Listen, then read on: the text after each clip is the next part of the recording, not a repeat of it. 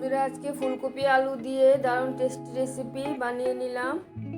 পুরো ভিডিওটা দেখার জন্য অনুরোধ রইল। রেসিপিটা ভালো লাগলে লাইক দিয়ে ভিডিওটা দেখে নেবেন। ফুলকপি আর আলু নিয়ে নিলাম। ফুলকপি আলুটা কেটে নিয়েছি, আলুটা একটু বড় করে কেটে নিয়েছি, ফুলকপিটাও কেটে নিয়েছি। কিছু নরম নরম ফুলকপি ডাঁট দিয়ে দিলাম। ফুলকপিটা ভাপিয়ে নিচ্ছি। কিছুটা ভাপানো হয়ে গেলে অল্প পরিমাণে লবণ দিয়ে আরেকটু ভাপিয়ে জলটা ঝরিয়ে নেব। রেসিপিটা রান্না করার জন্য কি কি লাগবে সব কিছু নিয়ে নিলাম। টমেটো, কাঁচা লঙ্কা, আদা। টমেটো, আদা, কাঁচা লঙ্কাটা একসাথে পেস্ট করে নেব। আর নিয়ে নিলাম কিছু চালমগজ দানা আর কাজু বাদাম। এগুলি ধুয়ে নিয়েছি, অল্প জল দিয়ে ভালো করে পেস্ট করে নেব। মশলা নিয়ে নিলাম জিরে গুঁড়ো, ধনে গুঁড়ো, কাশ্মীরি লাল লঙ্কার গুঁড়ো। মশলাটা জল দিয়ে গুলে নিয়েছি। এখন কড়াইটা বসিয়ে দিয়েছি। কড়াইয়ের মধ্যে পরিমাণ মতো সরিষার তেল দিয়ে দিলাম। তেলটা ভালো করে গরম হয়ে গেলে প্রথমে আলুটা দিয়ে দেব।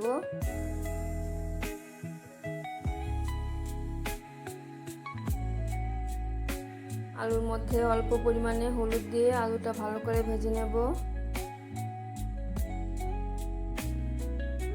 হলুদটা দিয়ে দিলাম, ভালো করে মিশিয়ে নিচ্ছি।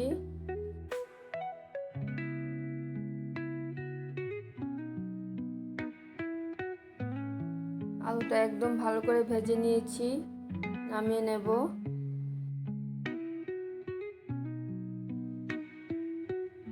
আলু ভাজা তেলটার মধ্যে ফুলকপিটা ভেজে নেব। ফুলকপিটা দিয়ে দিচ্ছি।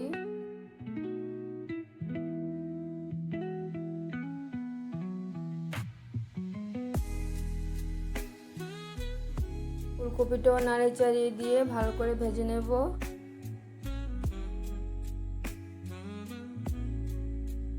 ফুলকপিটা ভাজা হয়ে গেছে, নামিয়ে নেব।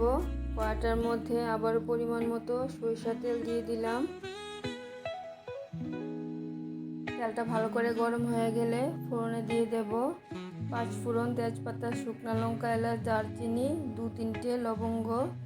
তেলটা গরম হয়ে গেছে, ফোড়নগুলি দিয়ে দিলাম। ফোড়নগুলি ভাজা হয়ে যখন খুব সুন্দর মিষ্টি গন্ধ বেরোবে, মশলাটা দিয়ে দেব।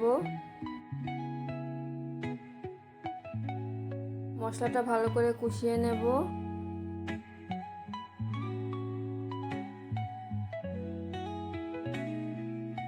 মশলাটা অনেকটাই কষিয়ে নিয়েছি। এখন দিয়ে দিলাম আদা, কাঁচা লঙ্কা, টমেটোর পেস্টটা মশলার সাথে।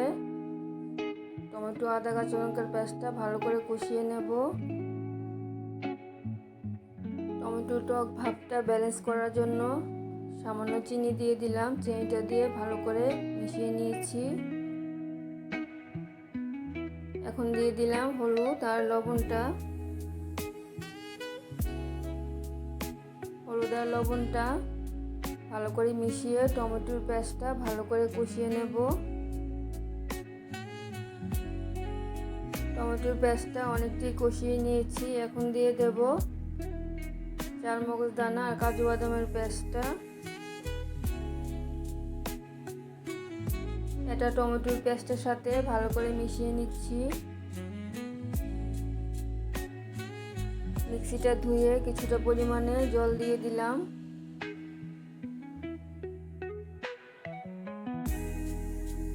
এখন সব কিছু মিশিয়ে নিচ্ছি। বেশি কষানোর দরকার হবে না।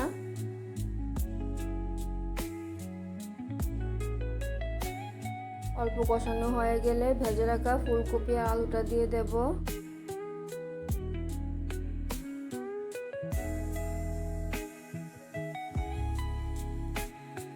এখন আলু আর ফুলকপিটা সব কিছুর সাথে কষিয়ে নেব।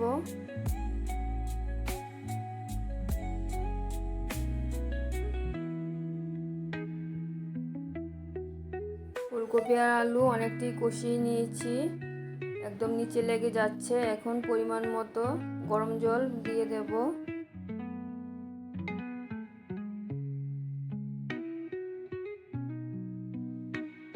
আমি ঝোলটা বেশি দিয়ে রান্না করে নিচ্ছি। তোমরা চাইলে আরও শুকনো শুকনো রান্না করে নিতে পারো, রুটি পরোটার সাথে খেতে পারবে।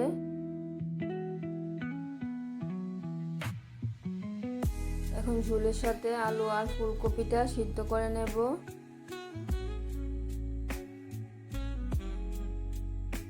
ঝোলের মধ্যে লবণটা দিয়ে দিলাম। রেসিপিটা যদি ভালো লাগে তাহলে আমার চ্যানেলটাকে সাবস্ক্রাইব করে আমার পাশে থাকবেন, লাইক কমেন্ট শেয়ার করবেন।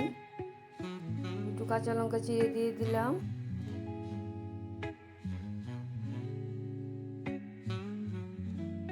কাঁচা লঙ্কাটা দিয়ে আর একটু ফুটিয়ে নেব। দেখো আলুটাও সিদ্ধ হয়ে গেছে।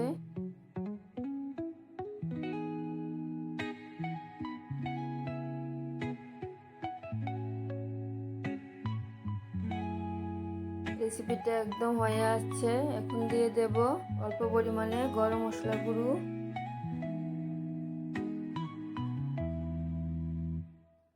আর দিয়ে দেব কিছুটা পরিমাণে ঘি। হালকা হাতে নাড়িয়ে দিয়ে গ্যাসটা অফ করে দেব।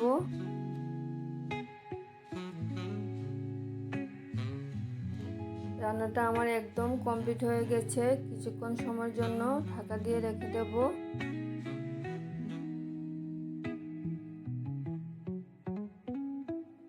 ঢাকাটা খুলে দিয়েছি। একদম দুর্দান্ত স্মেল বেরোচ্ছে। রেসিপিটা অসাধারণ খেতে হয়েছে, তোমরা বানিয়ে খেয়ে দেখবে। আবার দেখা হচ্ছে পরের ভিডিওতে। সবাই ভালো থাকবে, সুস্থ থাকবে। ধন্যবাদ সবাইকে।